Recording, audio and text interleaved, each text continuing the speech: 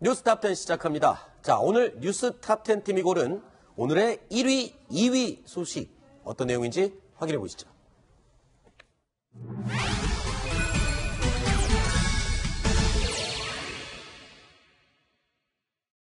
문재인 대통령이 대선 후보 당시 공약했던 전작권 환수 논의가 본격화할 것으로 보입니다.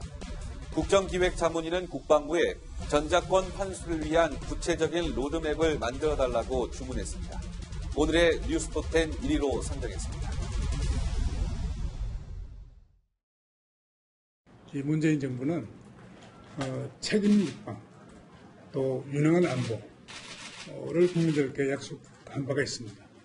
이제 우리의 국방은 우리 스스로 책임질 수 있어야 합니다. 전작권 전환을 추진하고 국방개혁을 추진해야 하겠습니다.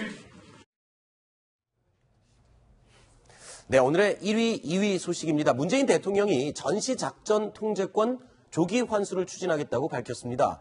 이 전시작전 통제권 환수를 찬성하는 쪽에서는요, 식량 자급도가 낮으면 낮을수록 식량을 비싸게 수입해 올 수밖에 없는 것처럼, 자, 자주 국방을 할 수 있는 능력이 낮을수록 힘센 나라로부터 비싼 값을 치르면서 국방력을 기댈 수밖에 없다. 이런 논리를 이야기합니다. 그런데 지금 북한의 상황을 감안하면 꼭 그런 것만은 아닐 수도 있습니다. 이와 관련된 얘기 나눠보도록 하겠습니다. 자, 먼저 하종대 의원님. 예. 전시작전 통제권, 이게 뭔지 일단 간략하게 설명을 좀 부탁드립니다. 예, 기본적으로 이제 작전권은 평시 작전권이 있고, 네. 그다음에 이제 전시 작전권이 있는데요. 네. 우리가 이제 1978년에 한미연합사령부가 구성이 됐습니다. 그러니까 지금으로부터 한 40여 년 정도 되는 거죠. 그래서 지금 현재 미군이 한반도에 같이 주둔을 하고 있잖아요. 그럼 전시에 한국군과 미군이 동시에 같이 작전을 하기 위해서 이제 전시 작전 통제권이 있는데 지금까지는 미국이 갖고 있습니다. 네. 그리고 평시 작전 통제권은 1994년에 이미 우리 한국이 가져왔습니다. 네. 다만 현재 전쟁이 남북한 간에 일어난다면 우리 한국군 혼자 북한에 있는 군하고 대적을 하기 어렵기 때문에 네. 이군하고 공동작전을 해야 되기 때문에 한미연합사령관이 현재 통제권을 가지고 있습니다. 네.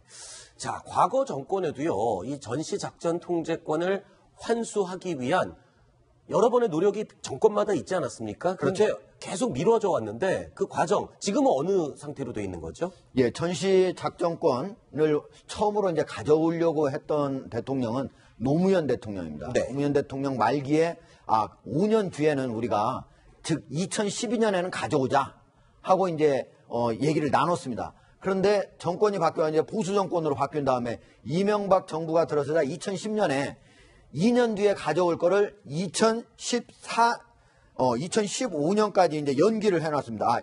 그때까지 연기를 했다가 네. 다시 1년 전인 2014년에 바로 그 다음에 가져와야 되는데 다시 한번 논의를 해가지고 적어도 다시 가져올 어떤 조건이 갖추어지면 그때 가져오는 게 좋겠다. 그래가지고 지금 현재는 어떤 정확한 시기가 네.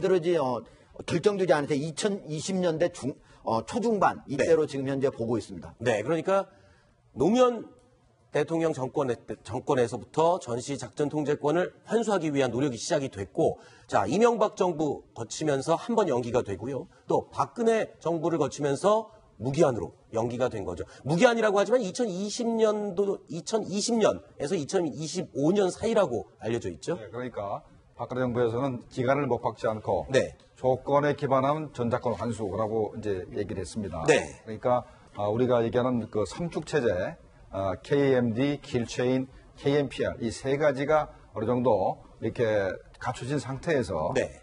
전작권을 환수하겠다 그래가지고 대략 한 2025년 아니면 2026년 네. 그 정도면 환수가 가능하지 않겠나 이렇게 네. 그 염두에 두었을 뿐이지 그 연도를 명확히 이렇게 찍진 않았습니다. 네, 그러니까 우리가 전시 작전 통제권을 우리가 가져오려면 우리 스스로 북한과 대적해서 충분히 이길 수 있을 정도의 능력이 있어야 된다. 그 조건이 갖춰지면 받아오겠다. 다시 환수를 하겠다. 그런 건데, 자, 그 가장 중요한 3대 축이 이 세 가지죠. 먼저 킬체인. 북한에서 심상치 않은 움직임이 있을 때 먼저 선제 타격을 할 수 있는 시스템인 킬체인. 그리고 킬체인으로 선제 타격을 하지 못했을 경우 북한에서 날아오는 미사일을 우리가 스스로 막아낼 수 있는 한국형 미사일 방어 체제, 그리고 이후에 아주 대량 응징을 할 수 있는 군사력과 무기들, 이런 세 가지가 완벽하게 갖추어져야 그때야 전시작전 통제권을 환수한다. 지금 그렇게 조건이 돼 있는 거죠. 네, 맞습니다. 네. 자, 그런데 이 세 가지 핵심 축을 완성하기 위해서는 제일 중요한 게 있죠. 바로 이 킬체인에서 정찰 위성의 중요도가 굉장히 네, 여기서 강조가 되죠. 가장 중요하고, 그다음에 이제 글로벌 호크라는 무인기, 무인 정찰기도 이제 필요하고, 네. 그래서 일단은 북한이 미사일을 쏜다고 하는 그 동향을 먼저 파악을 해야 되기 때문에 일단 정찰 감시 장비를 일단 도입이 되겠다. 네. 가장 중요한 부분입니다. 네. 아, 그러면 정찰 위성을 가지면 되지 우리가 갖지 못하는 이유가 있습니까? 뭐 갖지 못할 이유는 없으나 네. 워낙 비싸기 때문에 아, 돈 문제입니까? 돈 문제입니다. 돈 문제라서 그다음에 또 돈 문제도 돈 문제지만 우리한테 필요한 위성을 우리가 개발해서 위성을 개발한 다음에 그걸 이제 발사는 이제 다른 나라에 맡기죠. 네. 그래서 그게 이제 대충 이제 우리가 총 5기의 위성을 좀 가지려고 하는데 4기는 레이더 위성이고 1기는 광학 위성입니다. 그래서 대개 한 2021년부터 23년 사이에 위성 5기를 확보하려고 이제 추진하고 있습니다. 네. 미국에서 뭐 우리가 정찰 위성을 갖는 것에 대해서 반대하거나 뭐 그런 부분은 없는 거죠? 그건 전혀 없습니다. 전혀 없고 우리가 갖게 되면은 미군이 가지고 있는 미군은 위성이 많습니다만은 네. 한반도를 볼 수 있는 건 딱 4기밖에 없습니다. 네. 그럼 우리가 5기를 갖게 되면 이게 시너지 효과가 있는 것이죠. 네. 조금 전에 이전 정권의 전시작전 통제권 환수를 위해 노력했던 이야기를 했었는데요. 자, 대표적인 정권이 노무현 정권 때였습니다. 당시에 노무현 전 대통령 전시작전 통제권에 대해서 이렇게 이야기를 했습니다. 들어보시죠. 아주 유명한 일화입니다. 한국의 안전을 지켜낼 만한 국력이 있고 군사력이 있습니다. 미국 엉덩이 뒤에서 숨어가지고 형님 백만 믿겠다 이렇게 해서 되겠습니까? 작전 통제권 자기들 나라 자기 군대 작전 통제도 한 게 제대로 할 수 없는 군대를 만들어 놔놓고 나 국방장관이요 나 참모총장이요 그렇게 별들 달고 그드럭거리고 말았다는 얘기입니까? 자기들의 직무유기 아닙니까? 부끄러운 줄 알아야지. 이렇게 수치스러운 일들을 하고 작전권 돌려받으면 우리 한국군들 잘해요. 왜 작전 통제권만 왜 못한다는 얘기입니까? 자, 당시에 저렇게 강력하게 전시작전 통제권 환수를 위해서 밀어붙였었고요. 사실 미국도 기본적으로는 이 전작권에 대해서 우리가 가져가는 것에 대해서 반대하는 입장은 아니라면서요. 그런데 저 당시에 이게 왜 추진이 안 되고 그 정권으로 이어진 겁니까? 바로 직후에 네. 북한이 핵실험을 하면서 그때 핵무기를 보유하려고 했던 게 이제 드러났습니다. 그랬었죠. 그리고 또 장거리 미사일을 자꾸 개발하고 있기 때문에 현재 아직까지 시기상조라 해가지고 당시에 노무현 대통령 때도 2007년도 2월 달에 한미 국방장관 회의를 하면서 그때 2012년 정도까지 환수하겠다니까 노무현 정부 기간을 벗어났던 거죠. 네. 자, 자주국방. 이 우리 안보는 우리가 지킨다. 이 문재인 대통령은요, 자주국방에 하나 더 나아가서 책임국방, 국방을 스스로 책임진다 해서 책임국방을 강조하고 있는데요. 예, 여성원 변호사님 하실 말씀 있습니다. 그런데 저기 안보라는 게 네. 어떤 그 효율성을 따져야 될 거 아니겠습니까? 효율성. 지금 노무현 전 대통령의 저 말씀은 강의실에서는 참 훌륭한 말씀이고 또 국민들 자존심에도 참 듣기 좋은 말씀 맞는데 네. 과연 우리가 저 정도 우리가 지금 4대 강국에 둘러싸여 있다고 그러지 않습니까? 러시아, 네. 중국, 일본, 미국인데 뭐 미국은 우리 우방이니까 놔두고 우리가 지금 우리 돈으로 국방력을 갖춰가지고 이 나머지 3대 강국이죠. 군사 강국. 중국 같은 경우 1년 그 국방 예산이 1,500억 불이 넘습니다. 그 다음 일본도 한 500억 불 되겠죠.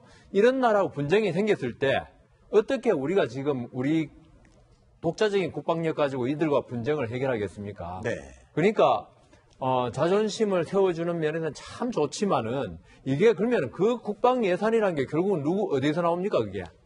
세금. 국민들 세금에서 나오지 않습니까? 지금 네. 문재인 대통령 지금 일자리 창출에 지금 모든 힘을 지금 쏟아 넣으려고 하고 그 예산, 그다음 복지 예산 네. 여기에서 지금 들어갈 돈도 지금 사실 상당히 천문학적인 돈이 들어가는데 네. 그러면 국방 예산에 지금 그 엄청난 우리가 자주 그 국방을 하려면은 지금 국방 예산보다 몇 배는 훨씬 더 들어갈 것 같습니다. 그렇죠. 그러면 그 돈 어디서 나오느냐? 그래서 저는 효율성을 따져야 된다. 네. 그렇게 생각합니다. 효율성 하니까 이 북대서양 조약기구 나토의 유럽 국가들도 자주국방보다는 미국의 국방력에 좀 의지하는 부분들, 이런 부분들이 바로 효율성에 의한 국방이 아니냐, 지금 그런 취지의 말씀이신 것 같습니다. 하종 대변인. 그렇죠. 지금 전 세계적으로 자주국방을 자기 전략 자산만 가지고 하는 나라는 딱 미국 하나예요. 나머지는 서로 상호 의존하고 동맹을 맺거나 서로 협약을 맺거나 해가지고 자신의 어떤 안보를 확보해가는 그런 과정이지. 그리고 노무현 대통령께서 지금 저기에 보면 국방장관, 뭐 참모총장, 당신들 뭐 했습니까? 뭐 어디 가서 의시되기나 했지 왜 자주국방을 못했습니다 이렇게 얘기를 했잖아요. 네. 그런데 우리가 북한하고 싸울 때 지금 현재 재래식 무기와 관련해서는 우리가 확보하고 있는 재래식 무기는 압도적으로 북한에 유리합니다. 네. 근데 우리가 안 되는 건 뭐냐? 모두가 핵, 그리고 대량 살상 무기, 화생방 무기 이런 것들이죠. 그리고 미사일 이거를 옮길 수 있는 수단. 근데 이런 것들은 국방장관, 참모총장이 잘못해서 우리 병사들이 잘못해서 그런 게 아니에요. 이거는 세계적으로 금지되어 있는 핵무기 금지되어 있잖아요. 대량 살상 무기도 우리가 보유할 수가 없어요.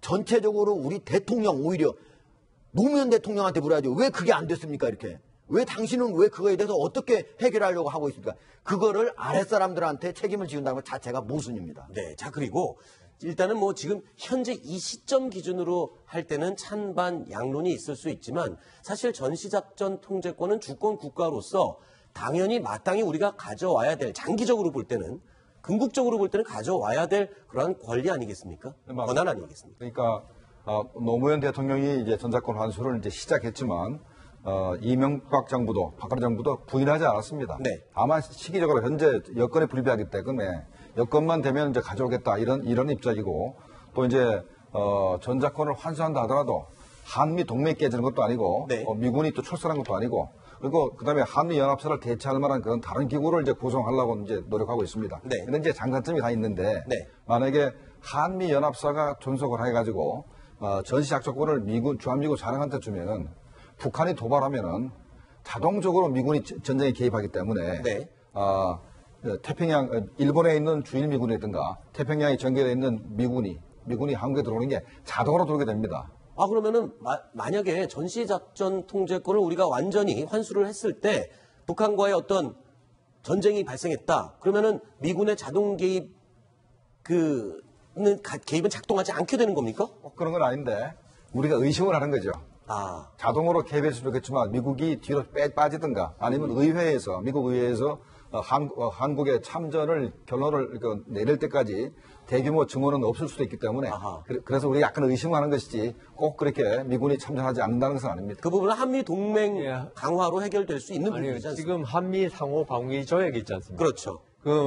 북한은 중국하고 조중 네. 방위 조약이 있는데요. 그 방위 조약에 의하면은 우리가 침략받으면은 미국이 침략받은 것 같은 걸로 여기도록 조항이 돼 있기 때문에 네. 작전권의 소재하고는 관계없이 네. 미군이 개입하게 되기 때문에 그거는 약간 별개의 문제 같습니다. 알겠습니다. 그리고요. 예. 지금 이제 전시 작전 통제권 이거를 뭐 미국이 가지냐 우리가 가지냐 하니까 완전히 100% 왔다 갔다 이렇게 하는 걸로 생각하는데 지금 현재도 만약에 전쟁이 일어나면 지상군에 대한 통제는 우리나라 한미연합 부사령관 우리나라 사령관이 하게 됩니다. 나머지 해군과 공군 이건 월등하게 미국이 우월한 그런 전력을 갖고 있잖아요. 네. 당연히 그쪽이 갖고 있는 게 오히려 네. 효율적이라고 봐야 되는 겁니다. 그렇군요. 자, 노무현 정부에서는 이 자주 국방을 매우 강조를 했었습니다. 그래서 이 미군 기지도 평택으로 다 옮기지 않았습니까? 이와 관련해서 당시에 노무현 전 대통령이 했던 이야기가 있습니다. 들어보시죠. 용산기지 왜 이전하냐? 그 땅, 비싼 땅입니다. 지금 5조 5천억 원 뭐 정도 될 거라고는 얘기를 하는데 그 좋은 금사라기 땅에 미군이 딱 버티고 앉아가지고 이것은 자주국가의 상징에 상당한 손상을 주고 있는 그건 사실입니다. 아무리 우방이라 할지라도 수도 한복판에 그것도 청나라 군대가 주둔했던 그 자리에 하필이면 그리고 있어야 되겠냐.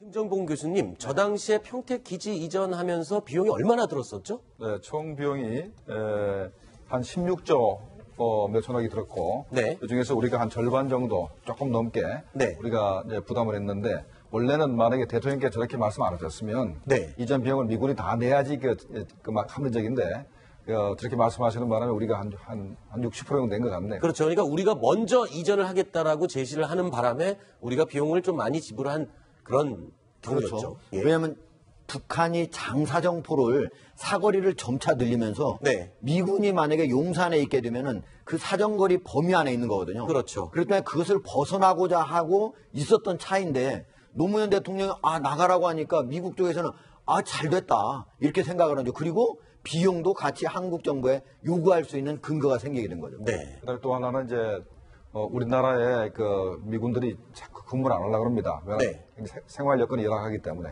그래서 평택같이 이렇게 좋은 기지를 만들어서 가족들이 전부 같이 살게 되면 여건이 굉장히 좋아지죠. 네. 그런 측면에서 미군한테 굉장히 도움이 된 그런 평택 기지 이전을 하겠습니다. 네. 일단 전작권을 우리가 환수해서 우리 자주국방을 한다. 이거 굉장히 자존심의 문제이고 옳은 일이고 방향입니다만 이 이에 반대하는 쪽에서의 의견도 또 무시할 수가 없습니다. 왜냐하면 이 전시작전 통제권을 갖고 오려면 우리가 그만큼의 능력을 갖춰야 되는데 비용이 만만치 않게 든다면서요. 어마어마한 돈이 든다면서요. 어느 분야에 어떻게 돈이 드는 겁니까? 그러니까 KAMD는 이제 우리가 미사일 방어 체계죠. 저게 2023년까지 이제 하기로 했는데 저 비용이 17조 정도 된다고 그럽니다.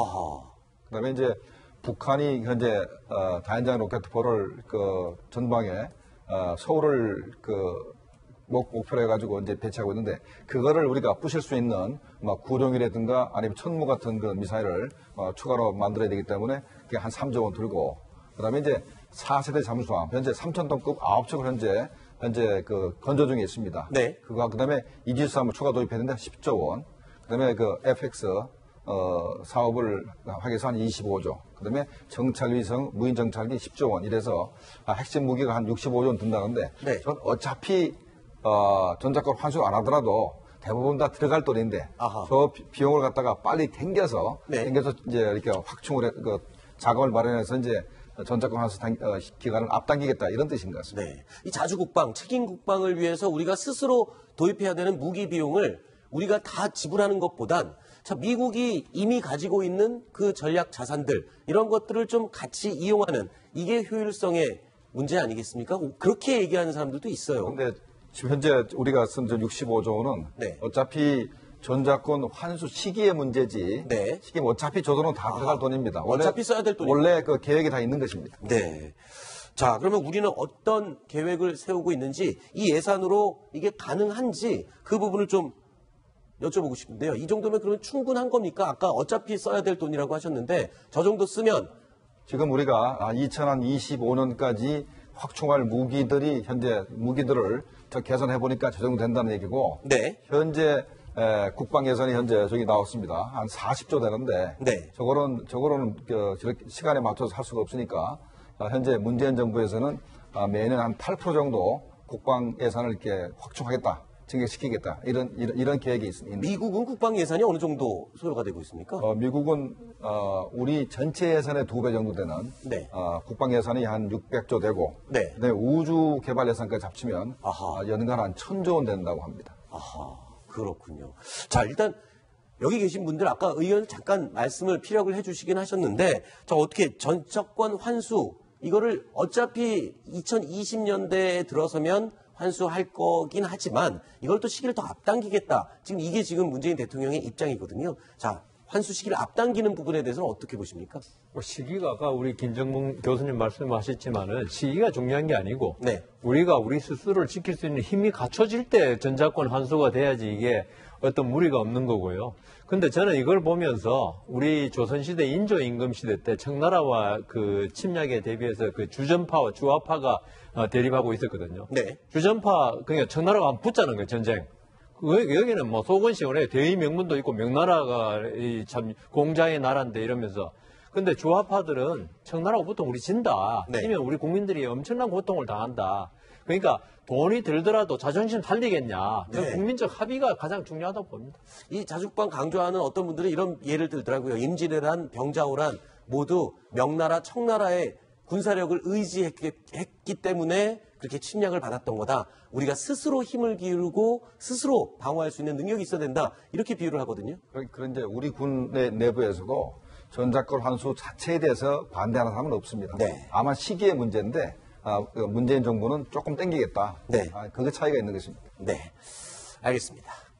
자, 뉴스탑10 1위, 2위 소식 살펴봤는데요. 3위 소식이 또 재밌는 내용이 준비가 되어 있습니다. 어떤 내용인지 확인해 보시겠습니다.